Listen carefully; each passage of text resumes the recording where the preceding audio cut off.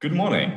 I'm happy to welcome Professor Grant from Warwick University. Thank you very much for being here with us today. We are at the moment working a series of interviews with leading experts in order to improve our understanding of the current situation in Ukraine and Russia and its implications for Europe. Professor Grant, you're a political scientist who has worked on such diverse topics as lobbying and a political economy of football. But overall, you are an expert in UK domestic politics. I would like to ask you a few questions. Boris Johnson has recently come under pressure in the UK due to a number of events, which started with the so-called Partygate scandal. Do you think that the Prime Minister is attempting to capitalize on foreign affairs in relation to Ukraine in order to strengthen his position in UK politics? Well, clearly, Boris Johnson has been in great difficulty over the Partygate scandal. And of course, the crisis in relation to Ukraine offers him an opportunity to project himself as a leader on the world stage and therefore to distract from the very unfavorable publicity that has been associated with the Partygate crisis. So the Partygate crisis has more or less disappeared from the news. Admittedly, there have been other stories apart from Ukraine, but Ukraine has been very prominent in the media over the past week or two, and that means that attention is no longer focused on that Partygate scandal. Now, of course, once the Metropolitan Police come to decisions about whether they're going to, in fact, impose penalties on anyone, that crisis will revive again. But for the time being, the focus is elsewhere, and the focus is in particular on the crisis in Ukraine. Okay, thank you. And which role do you think does the opposition play? Is Boris Johnson's position on foreign politics contested? Well, I mean, obviously, Boris Johnson's position on foreign policy is that he wants to project the United Kingdom as a major player on the global stage. I think there's a view in the government that in the earlier crisis in Ukraine, when the Crimea was annexed, that the position of the UK was too muted, that the UK did not take a sufficiently prominent or indeed assertive stance in relation to Russia at that time. So this all fits together with his view that, Britain's got to be a more significant player in global politics, and this particular crisis offers an opportunity to do that. Okay. Well, in the context of all this, we have recently seen a number of diplomatic visits and high-level phone calls by Boris Johnson and Foreign Secretary Liz Truss. What do you think could be the possible outcomes of this diplomatic offensive?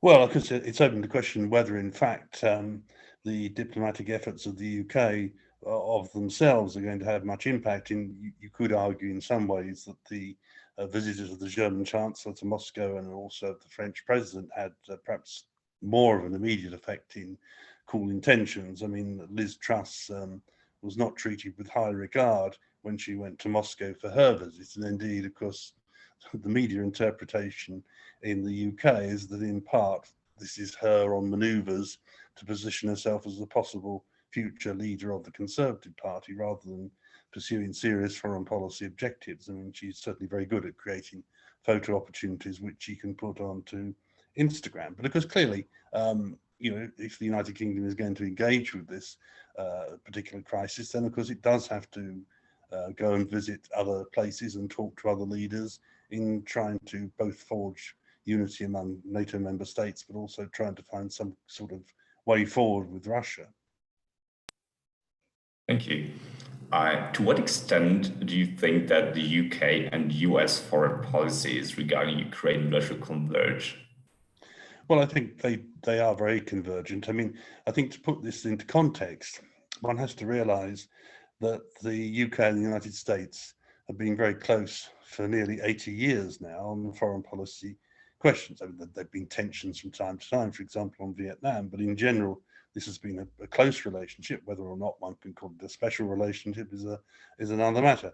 And I think the UK government is very keen to revive the idea of an Anglosphere, that is to say, working together for the five predominantly English-speaking countries, the UK, the United States, Canada, New Zealand and Australia, they see that as a way forward in international diplomacy and international affairs. So it's very difficult to see any great differences between the UK and the US position, whereas there are differences, I think, between the position of the UK and France, and particularly the UK and Germany.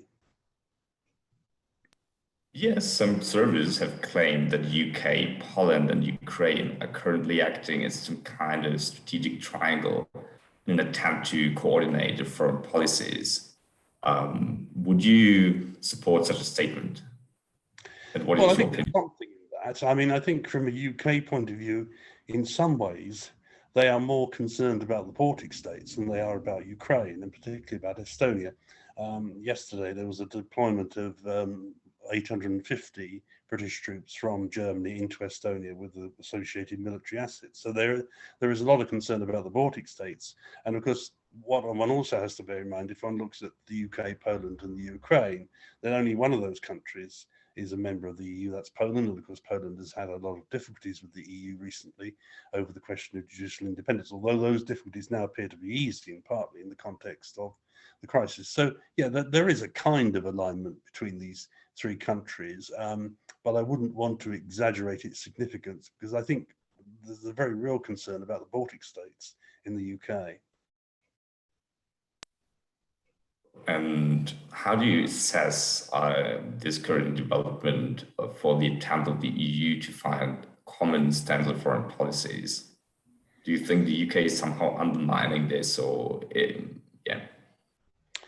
Well, obviously, the UK is in a tricky position in relation to the EU. I mean, it wants to establish that it's pursuing an independent foreign policy, but at the same time, it wants to have a constructive relationship with the European Union. I think this is all complicated by some of the residual post-Brexit tensions that exist with the EU, particularly over the whole question of the Northern Ireland Protocol, which is very controversial in UK domestic politics, certainly as far as the Democratic Unionist Party is concerned. So I think there's a kind of difficult balance there between, on the one hand, wanting to cooperate with other European countries in the EU because they are our near neighbours, and it's important to do that, but also to demonstrate that the United Kingdom is pursuing an independent foreign policy once it is freed from the constraints of membership of the EU.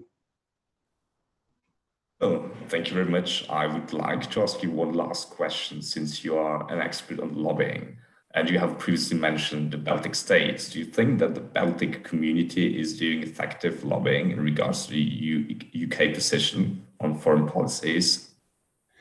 I think that's quite difficult to assess, but certainly there is quite a great deal of sympathy for the position of these countries in the United Kingdom. I mean, how far that's down to lobbying is quite difficult to actually think about. I mean, within the backbenches of the Conservative Party, I think up until recently, the main focus has been on China and risks of economic infiltration of the UK economy by China, and there's perhaps been less focus on Russia and the threat that Russia is seen to present to various countries. But I think that is now changing in the light of recent events.